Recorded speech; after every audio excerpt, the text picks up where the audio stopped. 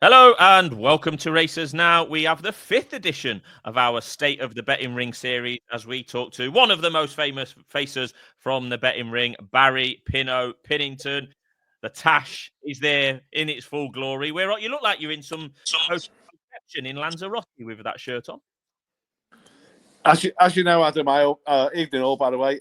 As you know, I always wear a loud shirt. Very good. Apart from when I go to bed, of course. But in general, yes, I am quite well known for the loud shirt scenarios up and down the country.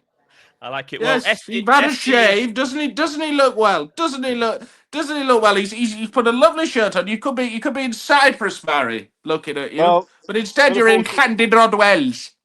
Bit of bullshit, Pavel's brains, guys.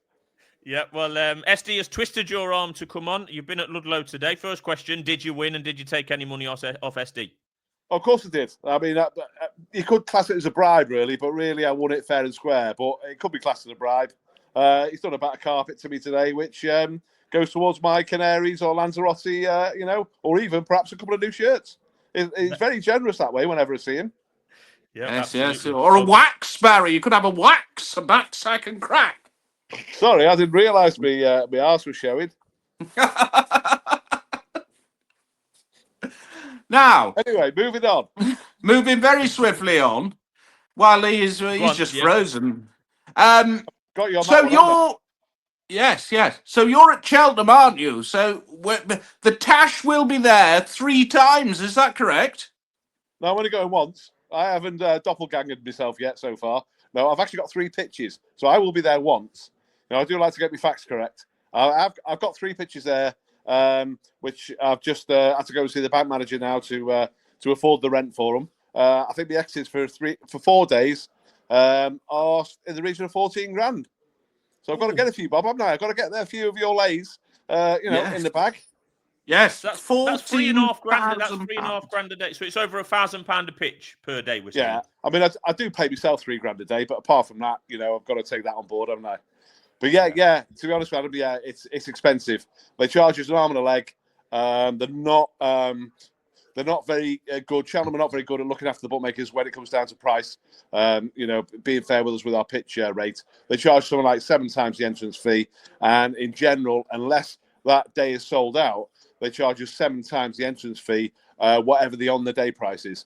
I mean, they come back and a few said to me, well, Gold Cup days basically a sellout. So, you're getting a discounted rate. Well, we're not getting a discounted rate, really, are we? We're paying 7 times. They can reduce that to 5 or 6 times. But the problem is, because we want to stand there, we're held to ransom a bit, really. It's one of those things that either pay it or you don't turn up. So, our hands are behind our backs. So we would appreciate a little bit more leeway from the track on that note, to be honest with you. I think they may argue that, I think as we mentioned last week, they've opened a couple of new bars up. You can now take your pint around the front of the stand as well. I'm not sure exactly where, but certainly an improvement from last year. So hopefully that might be a positive going into this year in face of quite a few headwinds, as it were. Yeah, definitely. There's positive vibes from the Tats ring and the lower Tats. At the moment, it could well just be a trial, but at the moment, members, basically, so either side of the rails, wherever the rails face, they're not allowed to take their drinks outside. So you're right there, yes. I would imagine Tats, because what we found in the past is you get a good crowd come for the first race. The big cheer goes up as soon as the the flag goes up to get them off and running. And then, sadly, there's a deterioration throughout the day with regards to the crowd flow going down to where it's all going on down by the Guinness tent. But I am on the committee there with regards to the bookmakers, and it's been quite positive, actually, with regards to what they're doing there. You're quite right. There's 2 bars. The downstairs bar where the William Hill is, that's all being turned into a bit of a sports bar, and the bar upstairs as well, on the corner of the grandstand that overlooks the whole track and Tats. That's all being refurbed. So they are taking it on board, our concerns. And so hence when people are coming in for a pint, have a drink for the first race, normally they stop, they're thwarted, they have to down it, and then they'll move down to the Guinness tent, which is the other end of the track from where we're concerned, up in Tats. Hopefully people will come in with a pint, enjoy it, stay there, not feel as if they're being rushed somewhere else. So from that point of view, I think it's a very positive move, and hopefully, from a turnover aspect and a slippage aspect, We should hopefully, retain quite a lot of punters up there. And in all honesty, the Tats ring is the most competitive lion's den out of all the rings at Cheltenham. So hence people can come up and see the value and realise that, we're not far off the exchange prices. Absolutely. Yes, you're not. You're very often not. But what I was going to say to you, Barry, is you've got this £14,000 outlay. Even at what point, let's say we get dream results, right, for you. At what point would be your break even on the Tuesday, Wednesday, Thursday, Friday? Let's say you get some really good results. Well, if I caught 14 grand on the first race, I'm happy as Larry, aren't I? Yeah. The second race, the third race, the fourth, whatever. I mean, it's an open-ended question. It's like punting, isn't it? When do you want to win yourself a grand or £2 a day or £3 a day? Who knows? You might back a 33 to 1 poke or not. So you can't. That's the thing with the bookmaking game. You can't foretell how you're going to do. Like the first couple of days, I might do my absolutes, and then the Thursday and Friday get it back with a little bit of pocket money. Who knows? I might start off. I might change the way I bet. The first day, I might start going with all these good things instead of doing me proverbials and being behind the 8 ball before I even start on a Wednesday morning. I might sort of. But then what happens then? As we all know with bookmaking, the first couple won it's the first, and a couple get beaten. You're thinking, oh my God, what haven't I done? My usual go down the page on it. So all the anomalies, we all know it. We're all gamblers at heart, aren't we? So it's a case. The bottom line is. What happens on the day? I might say something, or I might look at the form beforehand, and SD comes in, and I might change my mind. Might go down the page on it after he's had a bet. Who knows? The great anomalies of being a bookie. There's no hard and fast rules about whatever we do. To be honest, no, it's good. And Barry, I just want to ask you. You very much work on your own. You're a loner. You're a loner, aren't you? I've gone through that many. What? I've gone through that many staff. It's unbelievable. I can't find anyone to work for me. Well, exactly. I might have to have a shave. What? No, don't do that. No, that's true. The USP goes out the window if that happens. Costs me too much in re-signing. I've not got a USB. I've been looking for one for 15 years. Yeah. Yes. And what happens? What happens, Barry? Just explain to the viewers. There are tracks like, I think Hamilton's one of them, where they're charging you for somebody coming in who's not there. Well, as we all know, I have a bit of a laugh. I go on social media quite a bit, as you know.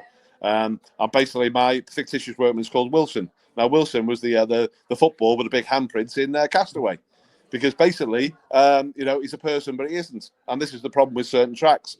I've just paid my badge for ARC for Foss last tomorrow. Again, I've got to pay 6 times, but they're very, very good. They're very, very noble. They give me a free worker to go in, complimentary.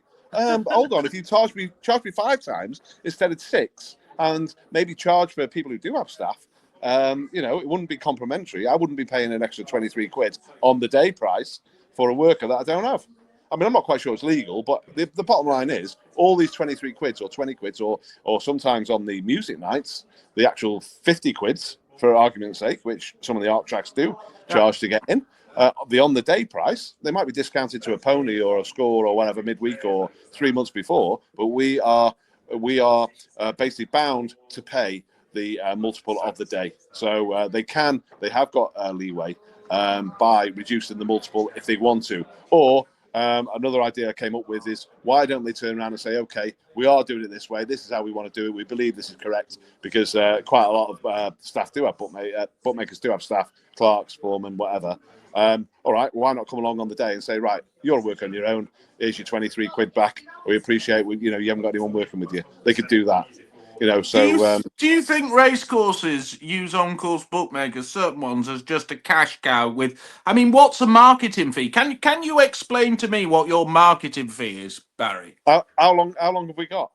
Because the bottom line is, the marketing fee is an absolute disgrace. It's a disgrace because when it first came out, when we had to, when we were forced to sign all these new contracts, albeit 20 years ago, when the Gambling Commission came on board, the racecourses realised there was a little bit of a niche where they could get the greasy mitts into us a bit more.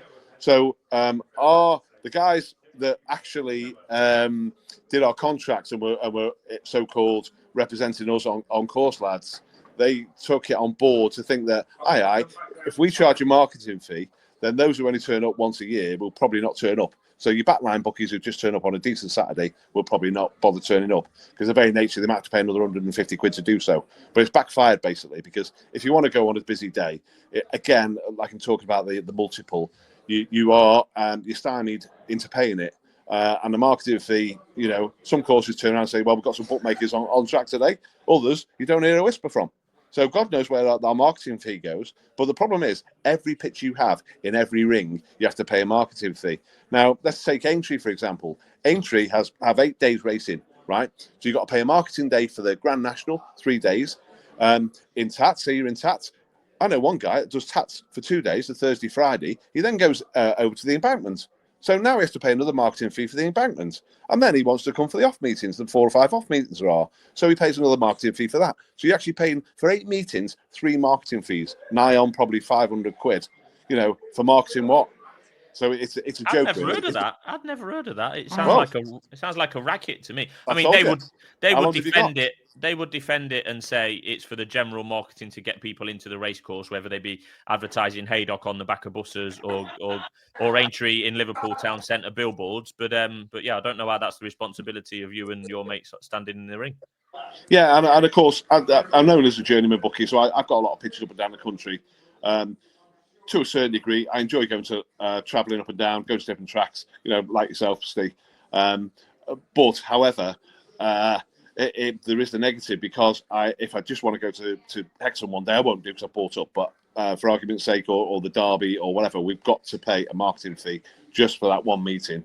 Albeit it might be a good meeting, might be a very good meeting, but to a certain degree, that's besides the point. There might be certain poor meetings you turn up and think, all right, I'm wherever. I'm at Newcastle, in the middle of the week, and I'll just go for the one day. And to be fair, there's a classic example. Last week, I had to pay a marketing fee of 100 odd quid for the jumps meeting. Now I'll probably, only because it fitted in for me. Now I'll probably only bet there once this year. There's 100 quid plus me 150 quid plus Wilson. He cost me an arm and a leg to get into Newcastle Arc track. So we'd like to think that sort of like these sort of programs and sort of like on Twitter advertising the fact that really certain things are a bit of an injustice. And if we talk about it, at least it spreads the gospel, doesn't it? To 24/7 to all around the world in theory. Yes. Yeah, it's very unfair. Now, you did mention the Gambling Commission there, Barry. Now, you and I both remember probably 18 months ago, the Gambling Commission turns up at Stratford. And I kid you, do you remember that day? And there's a load of these, honestly, these people, they've got 19 toes and half a brain cell. They're absolutely terrible people. And they had to be explained what the difference was, if you remember, between Rails and Tats bookmakers. Now, what the bloody hell were they doing there? Well, they're probably trying to learn off us, probably. We educate them quite. They got a mouthful off me because they're just jobs worth twats. Well, I mean, I do have to be careful what I say, but I mean, to be fair, you could be my puppet on this one. Now, people do enlighten me to Bob Carriage's, so you could be my Spit the dog. Yes.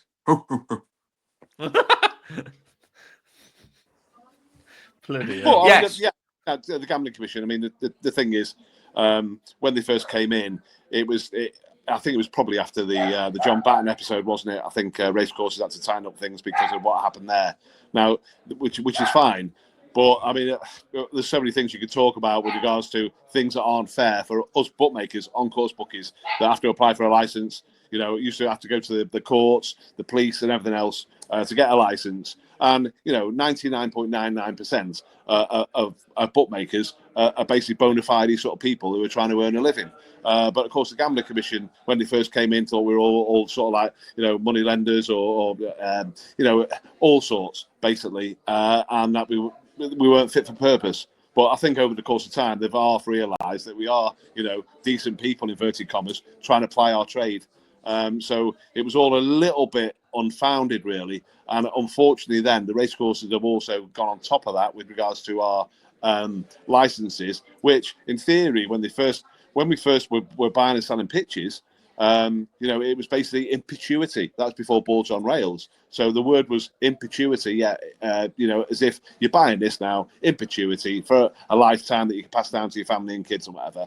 When the Gambling Commission came in, Basically, like I say, a loophole was found. The contracts came out, and it was something like a 40-odd year. I'm not sure the ins and outs exactly, but a 40-year contract. And then the racecourses, lo and behold, get all the pitches themselves, and they can do whatever they want with them in 25 years' time. They can rent them out, they can resell them, and buy, and then they're going to get fortunes, aren't they? Because if you look at Cheltenham, I mean, there's probably billions involved with regards to pitches at Cheltenham for next week. You've got 56 in tats. Well, let's say number one is worth 250 grand, number two is worth 200 grand. You can work it out yourself, going all the way down to maybe £1,000 for 56 or 57. And then you got your lower tats, you've got your rails, so it's massive. And in theory, bookmakers will lose their pitches in sort of 20 years, however long it might be. Yeah, it is a massive injustice. And I'll go back to another injustice now, or maybe it won't be an injustice. So you've bought into Foss Last. Now, they are 2-year pitches. Now, I had a word with your good mate Tim Brown earlier on today, and he said to ask you, you're not going to put them on the Foss Last tracker tomorrow. What percentage per runner will you be at Foss Last tomorrow, Barry? 5. I won't know till I get there. I'm maybe looking at 5%, but I know Tim would advocate 4% a runner. So I've got to be careful, on what I do. I like to look after my punters, as you well know, Steve. Yes, you do. Yes, you do. You did lay me one today, and it was given an absolutely awful ride. Now, you, of course, have not gone to the dark side, to use one of Tim's other expressions, and you assured me today you will bet a quarter the odds in 16 to 20 runner handicaps for the rest of the year. Is that correct? That's correct, yeah. That's been another one. A quarter the odds. So what happens, people? We had this with Michael Cannon last week, who said he couldn't make it pay. You make it pay, Barry, don't you? Well, I wouldn't say I make it pay, to be honest with you. You could class it as a loss leader. I mean, there's arguments for and against. However, my principle on this one's is that punters in the past, apart from all this ridiculous rule again, when the Gambling Commission came in and people were allowed to bet a ninth each way, first three. And, oh, yeah. Absolutely ridiculous. So punters are turning up and they're looking at the boards thinking, what the hell's going on here? This is like apocalyptic, really. So I've always been of the ilk to basically play the game. Sometimes you're going to do a few bob, or the percentages aren't going to be in your favour. However, and I think a lot of bookmakers forget this, is that you're there to provide service for punters.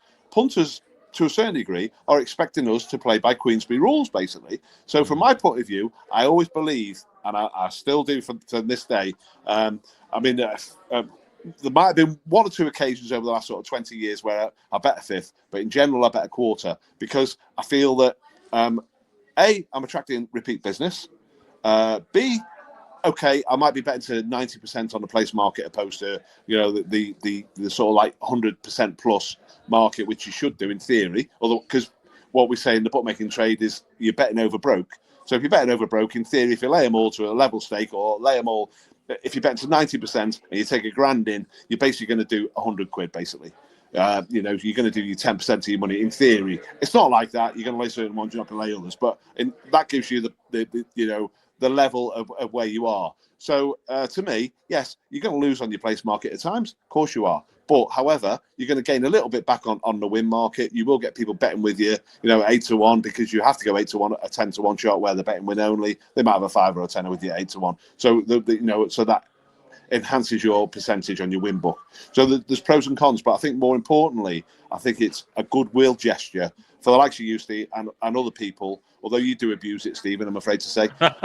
Yeah, and other people who, because you bet a quarter, even if you're 1 point under the guys betting a fifth, they appreciate the very nature that, especially the older guys, the older generation of punters, they appreciate the very nature that is what they're used to, and it's not complicated for them, and they will bet with you, and then they'll come back the next race and the next race and the next race, of which you can't really put that into the very fact that these people that turn around, and Mike and the rest of them, with all due respects, turn around and say, oh, I'll lose on it or whatever. Yes, but what about the other races? What about the next meeting they come to, these guys? Oh, there he is, or there's that firm. Yes, I like them. They looked after me for that one particular race out of maybe 20.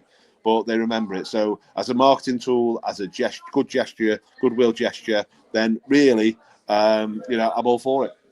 Yes, well done to you, Barry. And you bet up and down the country. I've seen you at, you go as far north as Perth and as far south as Nabba. Basically, everywhere apart from the southeast. That would be fair, wouldn't it? You go absolutely everywhere. Yeah, I Does do. your wife not? Do you not get on with your wife or something? Well, she encourages. To be fair, it's not me buying the pictures; she buys them for me. Yeah. Pushing you out the door. Yeah, exactly. I've just bought Newcastle. I've just bought Newcastle for you, darling. Oh, thank you, lovely. Yeah, I've just bought Newmarket July rails for you. Oh, lovely. Yes. Sadly, Have I you can't. got one on Newmarket July rails? Well, I just bought number one out the numbers. Yeah, and I've Oh, got one. this is music to my ears, Barry. I went last year. You might have seen last week's interview, and honestly, they were just betting. If it's 4 on the machine, every single book was 5-2. You're bringing the North principles down south. What fantastic news that! This is the best news I've heard all day. There's nothing wrong with going 11-4. A 4-1 poke, is there? Definitely. Yeah. So. I mean, the only problem is now they're all turned up now to maybe stop me getting on. I'm only joking, boys. You don't have to do that. But yeah, so paid a few bob for it. Turn up maybe on the Friday nights. Wilson and I. Hopefully they won't be charging for him. But we'll see how we get on. Good. Well, we could be here all night with the bookmaker stories, but we're going to call it a day there. Baz is preparing for Fosslas tomorrow.